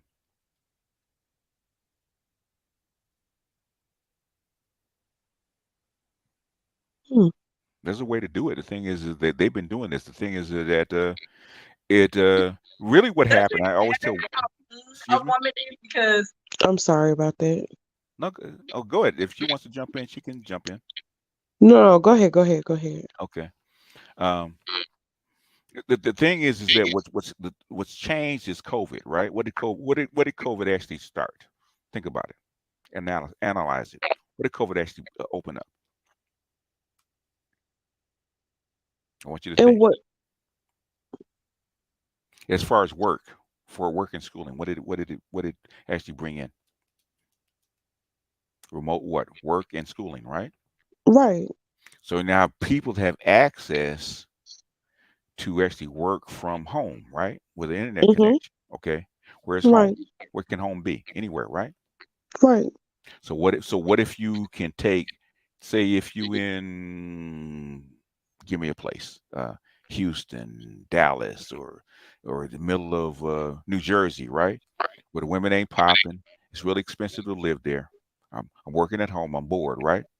I can go to Rio or Salvador Bahia or Cali, Colombia or Mexico or Thailand and work remotely. And guess what? Not only does the cost of living go way down to like maybe 20% of what I've been spending, but also guess what? Dating goes down to 20% of what I've been spending. Like I said, I instead of spending money on going to pick a restaurant, okay, even a simple restaurant, it'll cost me $80. Okay. I can take the same woman uh in a different place to a pizza date for 15 and have just as good a time. So Yeah. why wouldn't I transfer what I'm doing here someplace else? Just don't have the pizza date in Dallas. There's no good pizza here. You just have to find it. In fact, I'm gonna ask my cousins about that. Where's a good pizza place in Dallas? Because that's where I was born. So I got cousins You and were born uncles. in Dallas? I was born in Garland Memorial, baby. Oh, wow. Learn something new every day. Wow. Hmm. Yep, I'll be in Texas next week. Where at? San Antonio. Okay. Hmm. Yeah, my brother lives in by Fort Hood. So Killeen. Okay. Oh, Most yeah, of I'll be in there for a little skip and a jump. yeah. I haven't been to Texas in years. The Uh, last time I went, I took my mom to a comedy show to see Corey Holcomb. mm-hmm. Um, and that was like maybe 2017, 2016, something like that. Yeah, I haven't been to Texas in a long time. I got folks. Yeah, It's different. Texas is an interesting place, but It at is least it different. has a soul. Like I couldn't stand. Like I went to Vegas one time and I hated Vegas. Like Why? to me, Vegas doesn't have a soul to me. It does. You have to go out. Yeah, go outside the strip. Go to. I try. You know what? I tried, but like if you go to a place like New Orleans, Mm-hmm. you could really feel the soul of the city in New Orleans, and there's just an immediate vibe Mm-hmm. that I caught when I went to New Orleans. Memphis has a soul, but Memphis to me is one of the most depressing places I've ever been. Memphis is the most ratchet city you're ever going to see in It America. is it is the It's saddest ratchet. place It is I've ever ratchet. been. It is It country really ratchet. is. It's country ratchet. It Okay. really is. It is really a sad place, but I still feel a soul there. When I went to Vegas and You got to get outside the strip. Vegas is actually a resort surrounded by suburbs. yeah, I couldn't catch the vibe in Vegas. It was just I don't know. And I guess because it was like there were no real quote unquote locals or Yeah, there. people that well, I kind of look at a local as like people that are born there Oh and yeah, they yeah. create their own culture, quote unquote. But It, what it, I caught from Vegas was like everybody migrated from somewhere else. And there weren't too many people from Vegas. It's kind of like living in Atlanta. I'm always shocked to meet people from Atlanta since, uh, the thing is that Vegas is really an extension of Los Angeles. People don't really realize. oh, Yeah, it's like a suburb of Los Angeles with a resort. If you yeah, understand I what I'm saying, haven't if you been to understand Vegas, Los Angeles. I've never been to you California though. got to be to come to Southern California. You will actually understand Vegas. It's an extension of Los Angeles. Oh goodness. 300 miles away. It's 300 miles away, but it's a suburb. So as soon as you hit it, okay, I get it. Okay, I get it. Well, I how don't people know. live, the I just couldn't feel houses, it. the houses, all that kind of stuff. It only thing different is the strip, which is actually entertainment. But the thing is, Vegas is Southern California, in Nevada. And if you really want to go to a different kind of setting, you got to go to Reno. Reno's different. It's more homey and more settled. Probably get a better vibe from that. Yeah. Yeah, because Vegas did not do it for me at all. It was Vegas, just like, Vegas is Hollywood, baby. Vegas is Hollywood, baby. mm, That's the vibe maybe that I you can got. get Curlin to take me to Cali this year. Yeah, yeah, yeah, yeah. Come for a visit. You know. But Hmm. if you if you've been in the Cali suburbs, you understand Vegas because Vegas is actually uh, built like that. First, it was just a strip, and then actually all the people from Southern California started moving there. So they built like Southern California in Nevada. Oh wow. And I've never been to Cali at all. I That, really want to come to Cali though. and you're a Southern girl, it's a shock. Okay, Is it? it is a shock. Yeah, it's Oh a shock. my. It's a shock. Different vibe. I was Complete. just there in November. It's a different. You're a Jersey girl. Different vibe. Hmm. California's a different vibe. Did you like Cali Toya? Yeah, but I could never live in Southern California. Why not? Um, it's a little too plastic for me. Really? Yeah. I moved about Southern California like as if I was home in Jersey. It's Hmm easy to move around there, Oh no, but Cali, no. No. okay, the way I move around is easy to move around there, but hmm I don't mean driving yourself. hmm But it's pretty to look at. It's nice to visit, but to live there, it's not the pace that I'm used to. Yeah, Too And fast, too slow? it's different. it's just It, different, yeah. it, I think it's probably the same speed as I'm used to, but just a different. and with Cali, you got pockets, right? Southern Cali, you got pockets, and the vibe changes depending on the pocket that you're in. Mm. Like Latinos is a different pocket. Upscale white folks is a different pocket. The beach crowd is a different pocket. Uh, the inner city with black folks is a different pocket. So even black suburbs is a different pocket. So that's the beauty about Southern California, but I think it's also the challenge. There's no one central vibe in Southern California. Hmm. Even Hollywood is a different vibe altogether, But I would feel more apt in the Bay Area or Northern California. which is smaller, which is changing, but it's smaller. Yeah. Yeah, I I be think looking at the stuff that I see on Insecure and they make it seem like it's just like a hella different vibe. And they seem it like is. they would, like that's fun, but I don't think It, I'm into like that kind of stuff anymore either. You know what I mean? Like I ain't going to nobody's rave or no shit. oh, Ray. Oh, my partner used to throw raves for white people. So back in the '90s, he Yeah, used to they throw raves. wild as shit. Yeah, it for the college crowd, which is different.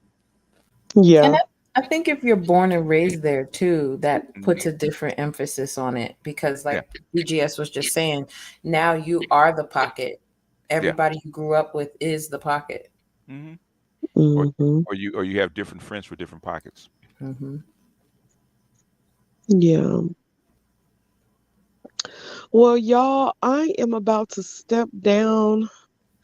I'm so glad I got the notification because I was scrolling through it. I saw it because I really didn't get the notification. But I'm glad I saw you guys No, up So here. so what's your next show about? Yeah. Well, I guess I can let the cat out of the bag, You but want people to come, they got to know what they're gonna see. So Sunday we will be interviewing Princella again. So oh my God. I, I,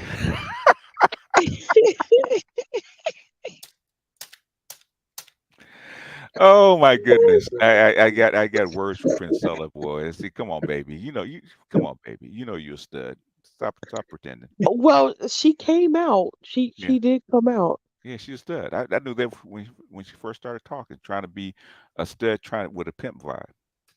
Well, it should definitely be an interesting it should be an interesting interview. Yeah. And so yeah, we got some things lined up. So Sunday we were supposed to, like I said, we were supposed to do one today, but that fell through, so we rescheduled that. But yeah, we got her coming. So Yeah, I started to write a story back in the in the 2000 in the aughts, book something called Scrappy the Pimp, where a female pimp that worked on Figueroa oh with a bunch of wow. girls. Because I actually met a female pimp that had girls Yeah. on the street. Yeah, Yeah. So it's a different vibe. uh As soon as I saw Prince Stella, I said, "Okay, I know you. Okay, I know you. You trying to pimp, baby? Come on, be real." oh goodness, this should definitely be interesting though. It should She's be a pimp. interesting. She's doing pimp talk. I said, that's why I was laughing. I said, "Come on." And trying to sell it like empowerment. No, you baby, you're a pimp. Come on, be real. I'm done. I am done. I'm done. Yeah, it Huh? definitely should be interesting. It Oh yeah, should it's be a funny. good time. Hey, So we'll see. we have a pimp guy to actually peep in on it and start laughing. She reminds me. What's the guy, the pimp that died? What's his name? Light skinned dude. That Who, died. Goldie? No. He was Simple? on YouTube. No, on YouTube. Light skinned dude. Uh, kind of reminded me of her. What was his name? He just died. He just died. Simple? Yeah, Peterson. Yeah. Simple to Simple to P? P. Yeah. If you go look at Simple P's video and actually match it with Princella, okay? Get the same You kind. Get are the same kind. hilarious. Yeah, but I'm accurate, baby. You know I'm accurate. You are hilarious, BGS. Am I right though? I'm not at liberty to say. They don't laugh. Me and Curl ain't got to talk, okay? Yeah, you be Stay holding in back. Okay, trouble. all right. That's why I she laughing. stay in trouble. I She ain't stay gonna in she ain't gonna say trouble. no. No, don't get in trouble, babe. I don't want to blow up your spot. All right.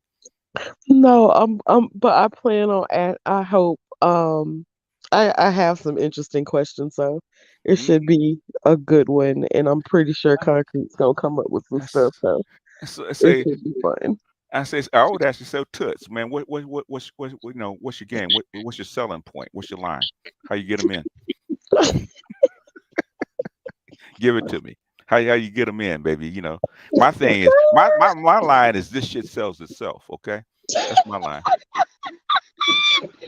Yes, that's not so long. I say what?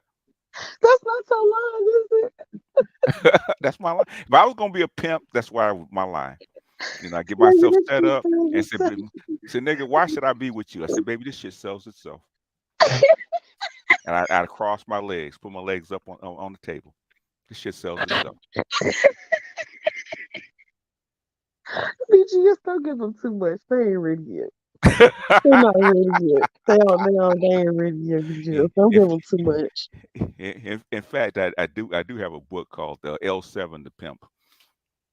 And that's his line. This shit sells itself. Mm-mm, mm-mm.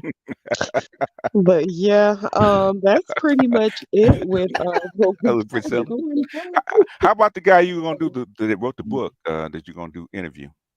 You What happened talking to about Blair Nash? you? Yeah. We're gonna reschedule Blair because Blair's doing some good things over on YouTube. Oh, is it? Um, Okay. yeah, not YouTube, excuse me, Okay. Oh, Facebook. Facebook. Yeah, Facebook is women. Yeah, so I definitely want to get him rescheduled and get him on. Okay. And we got a panel coming up next month, and just a couple of little things coming up. Um Trying to get our little roster together, so we Okay. just roll it on off. All right. All right. You brothers go over and subscribe and when's it's gonna go off Sunday at what time? 11:30 a.m. Eastern Standard Time. All right. Okay. Hmm. Y'all got the word. Go over there and show up. You know. Now she'll let y'all rock over there now. You can talk all the I shit that you want. do. Yeah, she does. Yeah, I had to, I had to come and snipe a few people. Said, okay, y'all come over and troll me. I can troll back, but they get pissed off when I troll back. Hey, isn't that the story of our lives? Hmm.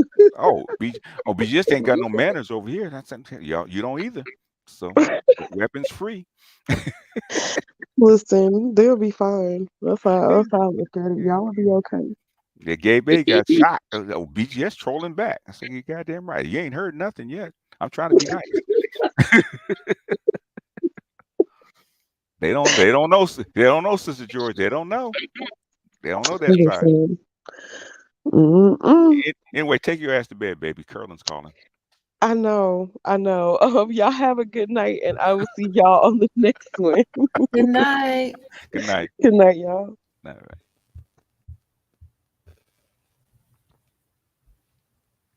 Having fun, babe? Oh yeah, I'm really enjoying this. You got anything else on your mind before we start to close out? Because I'm at 2 hour mark. I don't want to hold you too long. Not particularly. I feel very exposed. Thanks, BGS. What did I do? Exposed. Oh, I'm possessive, mildly possessive, you know. you're a Leo. You And are. yes, that's Yeah. true. So, yeah. And what's your moon? Leo. Is it Leo? Oh shit. And my rising is Sag. Oh Yes, my God! And exactly. you're rising as such. You come off as a know-it-all, coming off as a critic. Very Sag is much a critic. so. Yeah, Very much so. that's My your Venus face. is in Virgo. Yes. Yes, indeed. Mm-hmm. Yes, indeed. Okay. My ex used to call me Mrs. Know It Everything. Yes, that's a Sag. Yeah, my sister's like that. That's- Even though inside you're not like that. You want Nope. attention. You're a party girl inside. I'm a goofball. Even though I come across very seriously, I am Hmm. a goofball. Your mask is different than your insides. Right. Yeah. Right. So they think you're straight laced and stuff like that till they get to know you. So wait, whoa, back off, girl. Wait a minute, I wasn't ready for all this. Exactly. How good luck putting the triple fire out. Good luck. Good luck. Why was you straight laced? Why was you at that club doing what I think you was doing? Was that Mm, me? was Could you mhm. prove it? Word travels fast. Yeah. Yeah. But thank you for having me. I really enjoyed this. I Oh, hope I to do it appreciate. again. Oh, we gonna try to make it a regular. On the regular. I wish Ash had shown up. But the thing is, I can always depend on you. So Yep, come on, absolutely. come on up here and get some of this, girl. Do not tempt me with a good time. I like to be thrown over shoulders. Just saying. Oh boy. Not in a room full of people. It marched out. Whatever it takes. Whatever it takes. It. Sometimes it Hmm. takes that. Sometimes it Sometimes. takes that. Get her straight. I've threatened to throw women out of cars too. So, but they got I, right. I can be a bit of a brat, I'll admit. Oh yeah. Well, But it you wouldn't take. know, Yeah. Well, I'm a smart ass. It doesn't work too well with me. People like me. You didn't have to say that to me. You asked for it. hmm Anyway, closing thoughts. We're at 2 hours, and I'm gonna let you get on with the rest of your night, whatever you're doing. What's happening in Dallas right now? well, I'm actually going to a whiskey riot tomorrow. Okay, I'm looking forward to tasting a bunch of whiskeys and bourbons. okay, Um, so yeah, that's what I have on deck for my weekend. okay, okay. Take your baton and a chaperone just in case too much whiskey. Absolutely. Mm, Absolutely. mm. Safety first. Safety first. Yeah. Hmm. But yeah, I might put up a little short about it tomorrow. Okay. Yeah. So Go you ahead, have something to look at. give us a peek. Yeah. Go ahead and film each tasting that you like, and give us a rundown on the Yeah, on the brews. I Those can do make a that. whole bunch of shorts. Yeah, make a whole bunch of shorts. I can do that. But yeah, that's it. That's all I've got going on. I'm so glad this week is over, and I'm looking forward to the next one. Um, I look forward to seeing you again, BGS. And as I always say, peace, ease, and whatever you please. That sounds like a Leo. Good night. All right, y'all. All right.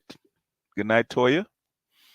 Um, I said, Minna Julie, I have a serious question. Okay, that will make you think, Abijah. Okay, what's the serious question? What is the serious question?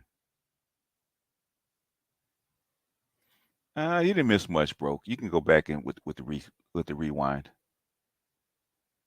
Yeah, she is something else. Yeah, Toya is very complex.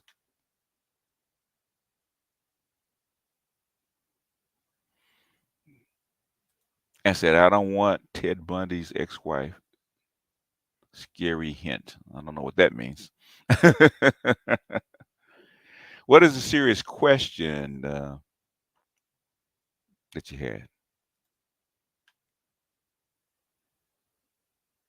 After show on my main channel.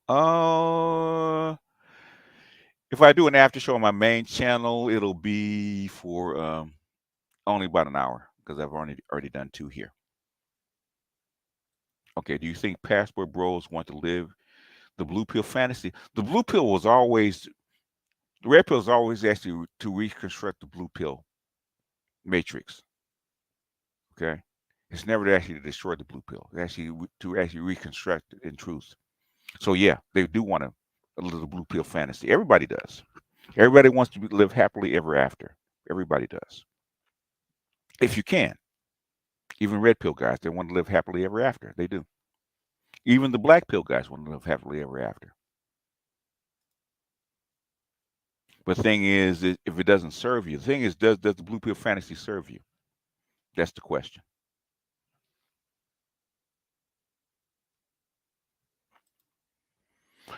Uh, why do the Passport Bros keep saying that women are shaming them when they're just responding to the constant bashing?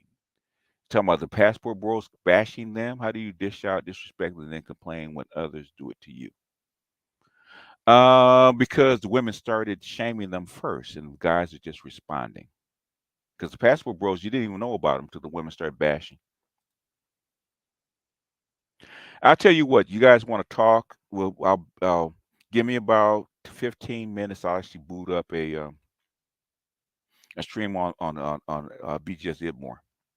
You guys can actually come up and talk about it. How do black men older than 18 need to deal with 2023? Make a plan for 20. Basically, man, you try to get as many skills as you can and hold on. Don't spend too much money. Don't do anything crazy because it's going to get rough. That's what I would say. But I'm going to boot up. Well, I'll boot up an after show in about maybe 15 minutes. You guys can come over and discuss it there. We're getting ready to close this one out. So with that, I'll see you guys in a bit. And thanks for coming. Peace out. Hit the like button on your way out, though, folks.